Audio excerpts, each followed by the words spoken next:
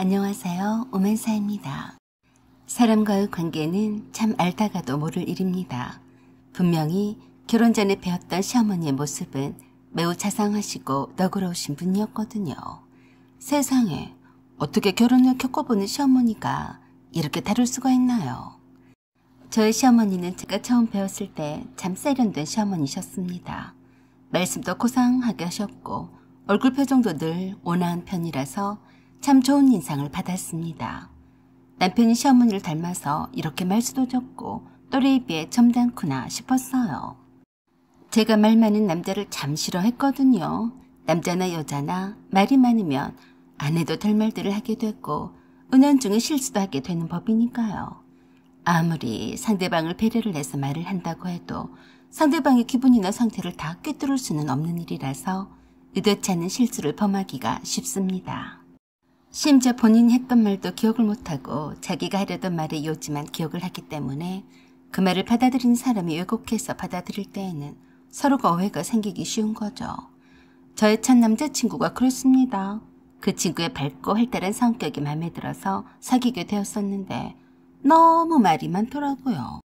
둘만이 나누었었던 얘기들을 친구들 앞에서 우스갯소리로 떠버리기도 하고 안 해도 될 말들을 쏟아내기도 해서 참 정남이가 떨어지더군요. 그래서 그와 정반대인 지금의 남편을 만나서 결혼까지 하게 되었습니다. 연애만 할 때에는 몰라도 결혼까지 진지하게 생각할 정도의 사람이라면 신중하고 진중한 사람이 최고라고 생각을 했었어요. 그럼에도 불구하고 제가 남편과 결혼한 이후에서야 시어머니가 원래 성품이 말이 적고 무게가 있는 분이 아니란 걸 알게 되었어요. 결혼 전에는 그저 낯을 가리느라 그러는 것도 있었고 며느리 될 사람과 새도 될 사람한테 흠 잡히지 않으려고 태도와 말투를 매킹한 탓이었어요. 저는 그것도 모르고 순진하게 시어머니에 대한 첫인상이 너무 마음에 들어서 이곳저곳 에다가 자랑을 하고 다녔지 뭡니까. 남편이 마음에 드니까 신부님도 다 모두 마음에 드는 쪽으로 결론을 내렸는지도 모르죠. 친정엄마가 그 당시에도 그런 말씀을 하신 적이 있었어요. 사람은 한 번 봐서는 잘 모른다. 물론 시작이 좋아야 끝도 좋은 법이지만 처음 본 사람한테 인상을 쓰는 사람은 없는 법이니까 너무 큰 기대는 하지 마라. 엄마의 말씀이 딱 맞았습니다. 큰 기대는 하지는 않았어도 적어도 제가 시어머니 때문에 스트레스를 받을 일은 없겠구나 라고 생각은 했었어요. 결혼 초만 해도 시부모님은 외동아들인 남편에게 항상 제게 잘하라고 자주 말씀하시곤 하셨어요. 자식이라고는 아들 하나뿐이라서 행여나 이래저래 집착을 하고 간섭을 하시면 어쩌나 싶었는데 그럴 걱정은 아예 하지도 않았어요. 그런데 신혼여행을 다녀왔더니 약간 싸늘한 표정으로 제게 그러셨습니다. 일주일 동안이나 신혼여행을 다녀왔으면서 왜 전화 한 번을 안 했니? 뜻밖의 말씀에 남편과 제가 서로 놀라서 말문이 막혔습니다. 남편이 잽싸게 그랬어요. 엄마, 전화 드렸잖아요.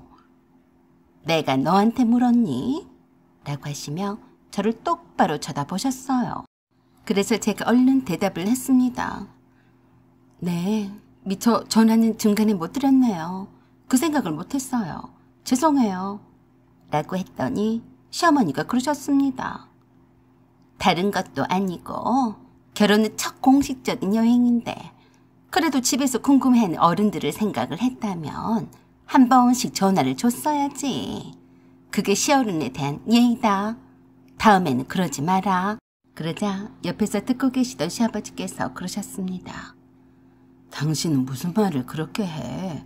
신혼여행지에 잘 도착을 했다고 연락을 한 번만 하면 될 것이지.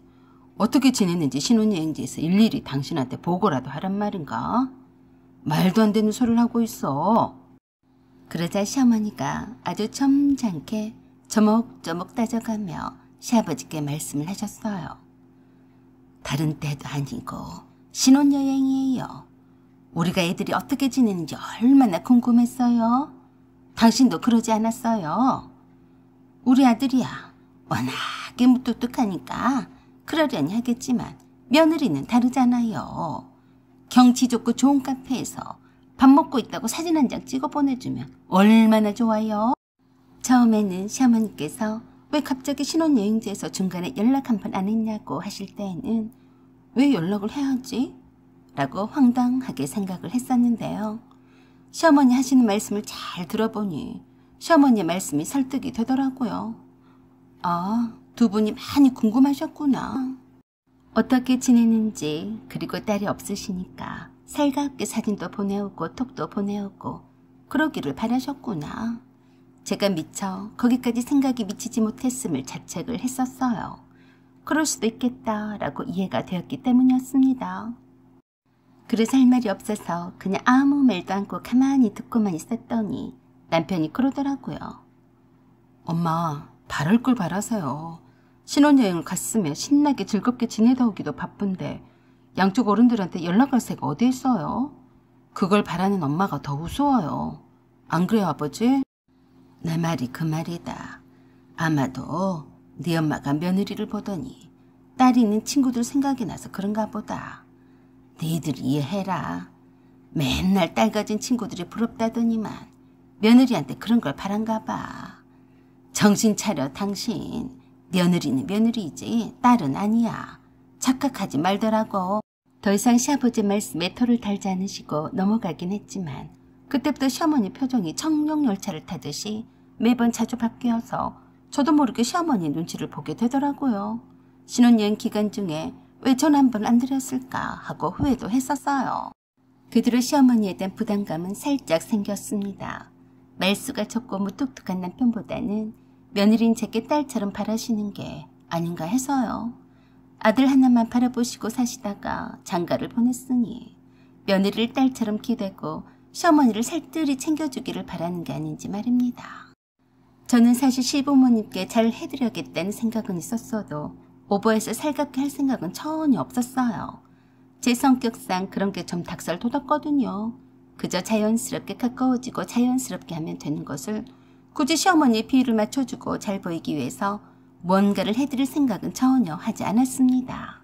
신혼여행을 가서도 시부모님의 선물을 사느라고 얼마나 진을 뺐는데요. 처음이자 마지막일 우리 신혼여행을 둘만의 시간으로 가득 채우고 또 채워서 추억을 가득 안고 돌아온 것도 바쁠 텐데 그곳에 가서도 시부모님과 시댁어른과 친정 부모님의 선물을 준비하느라 시간을 많이 허비했어요. 물론 그것도 기쁜 마음으로 그랬지만 말이죠. 신혼여행 이후로 시어머니는 제게 대하는 태도가 뭔지 모르지만 상당히 달라져 있었어요. 무슨 불만이라도 있는 듯한 무표정한 얼굴이 꽤나 부담스럽기만 했어도 그런가 보다 했네요. 편하지가 않아서 어머니 무슨 일 있으세요?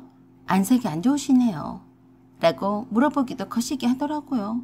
그래서 그냥 냅두곤 했습니다. 그런 후로 혹시 몰라서 한 달에 한두 번은 꼭 안부 전화를 드렸습니다. 그것도 일이라고 깜빡하고 잊어버릴까봐 일부러 달력에 시어머니께 안부 전화하기 라고 적어놓기까지 했어요. 한번 전화를 드리게 되면 시어머니께서 바로 끊는 법이 없으셔서 시간적인 여유를 두고 전화를 드려야 했어요. 참 며느리 노릇이 쉽지만은 않더라고요. 그럭저럭 결혼한 지 햇수로 3년째가 되었습니다. 그동안 안부 전화를 드릴 때마다 제 입에서 임신이 되었다는 소리를 기다리셨나 보더라고요. 저는 그런 줄도 모르고 매번 시어머니가 별일은 없었냐? 네 어머니. 네 몸은 괜찮냐? 네 어머니. 음식은 가려서 먹어라. 음식이요? 그래. 바깥 음식은 결코 몸에 좋은 게 아니니까 웬만하면 집밥을 해먹어. 요새 환경 호르몬이다 뭐다 해서 좋은 말이 많니? 이게 다 너희들을 위해서 그러는 거다. 시험씨가 잔소리한다고만 생각하지 말고 새겨 들어라. 걱정 마세요. 요새 음식점들도 다 청결하게 요리를 하는데요. 모르는 소리는 하지 말아라. 음식점에서 손님들 건강 챙기면서 장사하는 사람들이 얼마나 있는 줄 아냐? 그저 남는 장사를 하느라 주방에서 쓰는 남비며 후라이팬들이 죄다 몸에도 안 좋은 알루미늄 제품만 쓰지 않니? 그게 가볍고 열전도율도 좋으니까 모두 다 쓴다고 봐야지. 알루미늄에서 나쁜 성분이 나온다는 거 다 알지 않냐? 그래서 암에 걸린 사람이 첫 번째 맛갓 음식을 끊는 것부터 한다더라. 유독 제 몸 챙기라는 말씀을 자주 하셨기 때문에 시어머니가 저리 한 번씩 쌀쌀맞게 말씀을 하셔도 며느리에 대한 속 깊은 정은 넘치신다고 착각을 했습니다. 그래서 장황하게 길어지는 말씀에도 꿋꿋하게 잘 들어주었어요. 그런데 그게 아니었어요. 저희는 건강하니까 어머니랑 아버님의 건강을 더 챙기셔야죠. 저희들은 걱정하지 마세요. 그랬더니 시어머니가 의미심장한 말씀을 하셨어요. 밭이 좋아야 씨를 뿌려도 잘 자라는 법이다. 네? 너는 우리 손주를 낳아줄 밭이란 말이다. 말 나온 김에 묻는 건데 왜 아직까지 소식이 없니? 저는 그때 깜짝 놀랐습니다. 시어머니가 그동안 전혀 티를 안 내시길래 전혀 손자에 대한 욕심이 없는 줄 알았어요. 네, 아직 그러네요. 일부러 임신을 피한 건 아니지? 아니에요. 아직 결혼한 지 얼마 안 되었잖아요. 차차 생기겠죠. 벌써 3년째야. 생겨도 진작에 생겼겠다. 네? 내가 그동안 네가 어련히 알아서 임신을 하겠거니 싶어서 아무 말도 않고 기다렸다만 이건 너무 늦지 않니? 아니에요. 생길 거예요. 걱정 마세요. 혹시라도 자식 없이 살 생각은 하덜덜 마라. 나는 죽어도 그런 며느리는 못 본다. 그런 건 아니지? 그럼요. 최소한 2명은 낳아서 잘 키울 거예요. 그럼 노력 좀 해봐라. 요새는 불임도 많다더라. 일단 내일 당장 회사에 연차라도 내서 산부인과에 가보자. 나랑 함께 가는 게 어떠냐? 나도 네 상태가 궁금해서 그런다. 뭐? 아니에요. 그럴 필요가 없어요. 그럼 뭐가 문제냐? 내가 이만큼 참아줬으면 된 것 아니냐? 그래서 저도 직설적으로 말씀을 드렸습니다. 어머니는 지금 할 일도 딱히 없으셔서 시간도 많으셔서 손주 볼 생각이 많으신가 본데요. 저는 회사에 다니는 것도 힘든데 임신하고 출산할 일이 까마득해요. 그래서 임신을 일부러 미뤘단 말이냐? 그건 아니에요. 아직 임신이 안 된 것뿐이에요. 진땀이 나려고 했습니다. 지금까지 임신이 안 된 것도 이상하지 않니? 내일 당장 나랑 산부인과에 가보자. 네? 저 혼자 가면 되죠. 왜 어머니랑 가요? 내 이 2눈으로 직접 확인을 해야겠어. 도대체가 왜 아직까지 임신이 안 된 건지 알 수가 있어야 말이지. 어머니, 그건 걱정하지 마세요. 저는 건강해요. 설마 언니, 남들도 다 하는 임신도 못하겠어요. 저희가 알아서 할 테니까 너무 재촉하지 마세요. 저는 그런 것도 모르고 어머니가 저를 끔찍 아끼신다고 착각을 했네요. 그게 다 손주 욕심이 나서 그러신 거였어요. 네가 건강해야 손주도 건강할 것 아니냐? 뭐 당연한 말을 하고 있어. 이렇게 시어머니 말에 휘말리다 보면 한도 끝도 없겠다 싶어서 제 입장을 확실하게 말씀을 드렸어요. 어머니, 솔직히 어머니가 제 임신 소식을 기다린 것은 몰랐어요. 이제 알았으니까 제가 알아서 할 테니 조금만 더 기다려주세요. 낳고 안 낳고는 저희가 알아서 할 문제이니까요. 뭐? 낳고 안 낳고는 너희들 문제라고? 그럼 안 나올 수도 있다 이 말이냐? 갑자기 시어머니 언성이 높아지기 시작했습니다. 그래도 똑부러지게 할 말은 해야겠다는 생각에 그랬어요. 그럼요. 안 나올 수도 있어요. 결혼을 했으면 꼭 자식을 둬야 한다는 법은 없잖아요. 저희들 문제예요. 뭐시라? 너 혹시 불임 아니냐? 그런 게 아니라면 왜 애를 안 낳을 수도 있다는 거냐? 난 거듭 말하지만 애도 못 낳는 며느리는 필요가 없다. 알겠냐? 어머니, 제가 불임은 아니지만 이제 와서 며느리가 애를 낳든 못 낳든 그게 무슨 상관이라고 그런 말씀을 하세요. 뭐시 어째? 말하는 것 보니까 진짜로 그러긴 한 모양이네. 네가 우리 집안을 망쳐들게 할 작정이냐? 애도 못 낳을 거면서 내 아들과 왜 결혼했어? 나랑 같이 산부인과에 가자고 해도 마다한 걸 보니까 불임이 맞나 보네.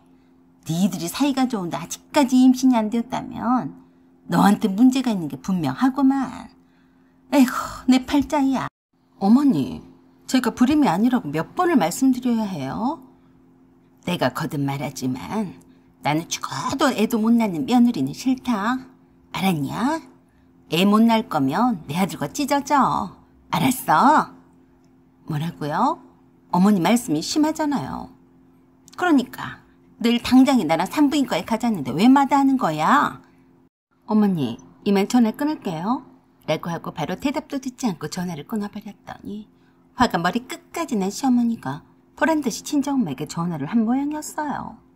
시어머니의 전화를 끊은 지 한 10분도 안 되었을 겁니다. 친정엄마에게서 전화가 왔는데 기가 막혔어요. 진아야, 너 불임 판정을 받았니? 엄마, 그게 무슨 소리야? 네 시어머니가 이제 금방 나한테 전화해서 그러더라. 하자 있는 며느리는 필요가 없다면서 데려가라더라. 네? 하자 있는 며느리? 우리 시어머니가 어떻게 되신 거 아니에요? 내가 불임이 아니라고 그렇게 말을 해도 안 믿네요. 아니, 갑자기 왜 저러시냐? 네가 뭐 잘못한 게 있냐? 그게 나랑 내일 산부인과에 가서 검사 좀 받아보자고 해서 싫다고 했더니 지레짐작으로 내가 불임이라고 생각하신 거예요. 하도 답답해서 그냥 끊었더니 화가 나서 엄마한테 그랬나 봐요. 그럴수록 네가 더 잘했어야지. 평소엔 여우짓도 잘하더니 왜 그래? 오히려 제가 친정엄마에게 야단만 맞았습니다. 한 말 또 하고 아니라고 해도 믿지도 않고 답답하잖아요. 대화가 안 되니까 그냥 끊어버렸더니 엄마한테 보란듯이 화풀이를 내버렸네. 그러자 친정엄마가 그러셨어요. 이만한 일로 일을 크게 만들 필요는 없다. 일단 박서방이랑 함께 날 잡아서 병원에 다녀와라. 네가 불임이 아니란 사실을 내밀고 네가 할 말을 해라. 네가 불임일 거라고 믿고 있으니까 그렇게 하도록 하는 게 어떠니? 그리고 나도 그래. 왜 아직도 임신을 안 하지? 라고 언뜻 의구심이 들 때도 있었다. 알았어요. 내가 이런 일로 스트레스를 받을 줄은 꿈에도 몰랐네. 엄마 말대로 할게요. 혹시 그러진 않겠지만 시어머니한테서 또 그런 전화가 오면 엄마도 참지 말고 한 소리 하세요. 딸 가진 게 무슨 죄예요? 뭐가 그리도 당당해서 데려가라 말아야. 웃긴 짬뽕이 따로 없네. 이런 사실을 남편에게 전부 다 말해줬어요. 남편은 화를 내며 그 자리에서 시어머니께 전화를 했습니다. 엄마, 장모님한테 전화를 하셔서 진아를 데려가라고 하셨다면서요. 너는 네 마누라가 한 말만 믿고 지금 엄마한테 성을 내는 거냐? 그러셨어요? 안 그러셨어요? 난 불임인 며느리는 필요가 없으니 데려가라고 한 것뿐이다. 왜? 그게 잘못됐냐? 그걸 말이라고 하세요? 엄마가 그러시면 제가 무슨 낯으로 장모님을 뵙겠어요? 왜 무식하게 그러셨어요? 왜 무식하게 했겠냐? 나한테 그러지 말고 네 마누라 단속이나 잘해라 이 썩은 놈아. 네 마누라가 가만히 있었는데 내가 그랬겠냐? 진아가 엄마한테 어떻게 했는데요? 내가 진아가 걱정이 되어서 병원에 함께 가자고 했더니 툭 끊어버리더라. 어디 버르장머리 없이 어른과 통화 중에 전화를 끊어버려? 너 솔직히 말해봐라.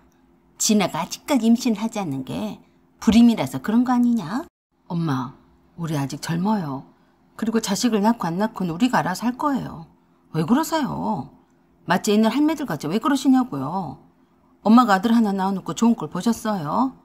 엄마가 키껏 저를 키워주셨어도 효도 한 번 안 하잖아요.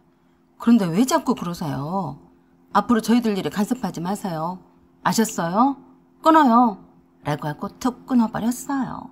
그랬더니 제게 전화를 하셨습니다. 제가 전화를 받았더니 바로 그러셨어요. 네가 태방이한테 뭐라고 했기를 저렇게 열을 내고 달려드냐? 내가 너를 이렇게나 형편없이 보진 않았는데 정말 실망이구나.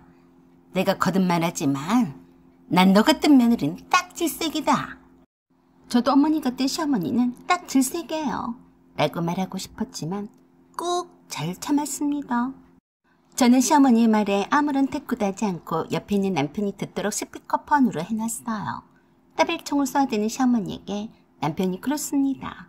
엄마, 알았으니까 이제 그만하세요. 라고 하면서 또 툭 끊어버렸어요. 아이고, 이렇게 해서 저는 시어머니에게 밉상 며느리가 되어버렸습니다. 갈 때까지 간 것 같더라고요. 이왕 이렇게 된 거 어쩌겠어요. 그냥 시어머니를 되도록이면 멀리 하면서 지내는 수밖에요. 참 피곤하게 되어버렸어요. 그래도 평생 안 보고 살 순 없으니까 시어머니가 원하는 대로 남편과 함께 산부인과에 가서 검사를 받아보기로 했습니다. 그리고 한 달 후에 남편과 함께 시댁으로 찾아뵈었어요. 남편이 미리 아버님께 찾아뵙겠다고 연락을 드린 터라서 아들 여행 올 줄 알고 있었던 시어머니는 옳카니 하신 모양이었어요. 잘못을 뉘우치고 용서를 빌러 온 줄 아셨나 보더라고요. 남편이 시어머니께 먼저 말을 꺼냈습니다. 엄마, 저희 왔어요. 그땐 제가 죄송했어요. 일부러 시간을 두고 찾아온 거예요. 오늘 진아가 속 시원히 다 말씀을 드릴 거니까 한번 들어보시고 오해도 푸세요. 오해는 무슨 오해? 제가 나가 있을 테니까 진아랑 얘기 나누세요. 남편은 시어머니와 저만 남겨두고 방을 나갔습니다. 제가 시어머니 앞에 봉투 하나를 꺼내서 뒤밀었어요. 이게 뭐냐? 태방씨랑 병원에 가서 함께 검사받은 결과지예요. 직접 한번 보세요. 뭘 검사를 받았다는 게야? 어머니가 제가 불임인지 아닌지를 궁금해하셨잖아요. 그래서 그걸 검사를 받은 거예요. 직접 보시면 아실 거예요. 제가 직접 봉투를 열어서 보여드렸습니다. 결과만 말해주면 될 것이지. 잘 보이지도 않는데 내가 이걸 꼭 봐야 하냐? 라고 하시면서도 돋보기를 가져다가 자세히 읽어보셨습니다. 아니, 태방이까지 왜 쓸데없이 검사를 한 거야? 너만 하면 되지. 이게 다 뭐야? 뭐란 줄 알 수가 없네. 그래서 제가 의사의 최종 소견서를 짚어주면서 읽어보시라고 했습니다. 그것을 읽던 시어머니가 얼굴이 새파래졌습니다. 다시 보고 또 보고 하시더니 제게 그러셨어요. 이게 도대체 뭔 말이냐? 그래서 제가 시어머니께 그랬어요. 어머니, 한글 못 읽으세요? 제가 읽어드릴까요? 어머니 아들인 태방씨가 정자수가 비정상적으로 적어서 불임이래요. 저는 지극히 정상이고요. 하자 있는 아들이니까 도로 데려가실래요? 그 말에 시어머니가 험악하게 제 머리채를 잡고 꼬레꼬레 소리를 지르며 뒤흔들어 댔습니다. 그럴 리가 없어. 이것이 감히 여기 어디라고 시어머니를 갖고 놀 참이야? 너 오늘 내 손에 죽는 줄 알아? 그 소리에 놀란 남편과 시아버지가 방으로 뛰어들어와서 시어머니를 말리고 난리도 아니었습니다. 솔직히 저는 시어머니가 그렇게까지 나오리라고는 상상도 못했어요. 그냥 기가 팍 죽으시고 제게 사과라도 한마디를 하실 줄 알았습니다. 그런데 감히 자기 아들을 병신을 만들었다며 어디다 대고 사기를 치고 자빠졌냐며 절대로 용서하지 않겠다며 길길이 날뛰셨어요. 며느리 앞에서 떵떵거리던 시어머니가 한순간에 자존심이 팍 상해버린 탓이었어요. 그 병원 기록 검사지를 인정하지 않으면 그만이었죠. 감히 금방지게 시어머니 앞에 이따위를 들이밀며 하자 있는 아들을 도로 데려가시겠냐고 하는 며느리가 죽도록 미우셨던 겁니다. 반대로 하자 있는 딸을 데려가란 말을 들었던 친정엄마는 얼마나 속이 상하셨겠나요. 하지만 시어머니의 행동이 완전 예상 밖이라서 깜짝 놀라서 그때 당시에는 정신이 하나도 없더라고요. 생전에 남에게 머리채를 잡혀본 적이 없어서 반정신이 나간 것 같은 느낌이었습니다. 제가 된통 당한 거죠. 시어머니는 씩씩거리며 저를 가만두지 않겠다고 호랑이처럼 또 달려들 기세라서 정말 무서웠습니다. 제 머리채를 잡고 얼마나 흔들어 댔던지 시어머니의 손아귀에는 제 머리카락이 한 움큼씩 있더라고요. 남편이 저를 데리고 나가서 괜찮냐며 다독거렸어요. 그리고 바로 아글아글 싸대는 시어머니께로 가서 남편이 그랬습니다. 엄마, 미쳤어요? 어디 할 짓이 없어서 며느리 머리채를 잡아요. 네가 지금 둘이 짜고서 날 놀리는 거지? 내가 그렇게나 웃음냐? 감히 며느리가 시어머니를 우롱해? 엄마가 백날 그래도 엄마 아들이 불임이니까 손주 볼 생각은 포기하세요. 뭐야? 내가 그 말을 믿을 것 같냐? 요새 것들은 어떻게 생겨먹었길래 어른들을 갖고 놀라고 하는 거야? 내가 너희들보다는 덜 똑똑할지는 몰라도 그런 말도 안 되는 소리는 속아 넘어가지 않는다. 알았냐? 엄마 오늘 이 시간 이후부터는 끝이에요. 다시는 보러 안 올 테니까 우리 근처에는 얼씬도 하지 마세요. 라고 남편이 시어머니께 큰 소리로 악을 써대자 그 기세에 눌렸는지 시어머니가 아무 소리도 하지 않고 털썩 자리에 주저앉았습니다. 그것도 의외였어요. 나한테는 그렇게 기세등등 하시더니 아들은 무서운 줄 아시네. 그런 남편을 시아버지가 대독거리며 데리고 나와서 저를 데리고 가라고 말씀을 하셨어요. 저는 열불을 내는 남편을 끌며 집에 가자고 했습니다. 산발한 채로 남편에게 어서 가자고 해도 남편은 시어머니에 대한 화가 풀리지 않았는지 내가 하고 싶은 말을 내 대신에 다 쏟아내고 있더라고요. 얼마나 심한 말을 시어머니께 쏟아내던지 시아버지가 남편을 타독거리며 그만하고 가라고 하시다가 남편보다 더 큰 소리로 야단치기 시작하셨습니다. 이제 그만해라. 네 엄마야. 며느리가 시어머니 심기를 불편하게 했으며 머리채도 잡힐 수도 있는 거지. 얼마나 오만불손하게 나왔으면 그랬겠냐? 건방지게 어디다 큰 소리 치고 지랄이야. 그러자 남편이 시아버지께 또 되들었어요. 아버지는 엄마가 잘했다고 생각하세요? 못할 게 뭐가 있냐? 나라도 며느리가 내 앞에서 버르장머리 없이 행동했으면 머리채가 아니라 그 뭐라도 잡아 흔들었을 거다. 어디 어른들 심기는 살피지도 않고 건방지게 굴었으면 그랬겠어? 이것들이 오냐오냐 하고 뜻받들어주곤 했더니만 완전히 자기들이 최고인 줄 아네. 얼른 꺼지지 못해? 아버지 너무해요. 아무리 그래도 며느리 머리채 잡는 시어머니가 어디 있어요? 네? 건방 떨지 말고 얼른 가지 못해? 라고 하시며 시아버지가 남편의 뺨을 세차게 내리쳤습니다. 이놈의 자식이 위아래도 몰라보고 어디에다 소리 지르고 자빠졌어? 이젠 다 커서 몸도 크고 목소리도 크니까 애미애비도 안 보이냐? 니들 둘이 이렇게 똑같으니까 네 엄마가 네 마누라 머리채를 잡은 것 아니냐? 시어머니가 조용히 있다가 시아버지가 남편의 뺨을 때리는 것을 보자 놀라서 시아버지를 말리며 그러셨습니다. 태방이는 잘못한 것 하나도 없어요. 왜 애를 때리고 그래요? 내가 지 마누라 머리채를 잡았으니까 얼마나 화가 나겠어요. 말로 하지 왜 다 큰 애를 잡으려고 해요? 라고 하시다가 남편을 제게로 등 떠밀며 그러셨습니다. 그래 태방아, 내가 네 마누라 머리채를 잡은 것은 정말 잘못했다. 내가 반성할 테니까 얼른 가라. 너랑 인연을 끊고 살아도 되니까 얼른 가서 니들끼리 잘 살아. 너도 알잖아. 네 아버지가 한번 화가 나면 끝을 보는 성격이잖니. 얼른 네 마누라 데리고 가라니까. 라고 하시며 있는 힘껏 남편을 밖으로 밀어내셨습니다. 저한테도 내가 잘못했다 아가. 네 시아버지가 더 성을 내시기 전에 얼른 가라. 어서 가. 라며 순식간에 저에게 사과하시면서 저도 밖으로 밀어내셨습니다.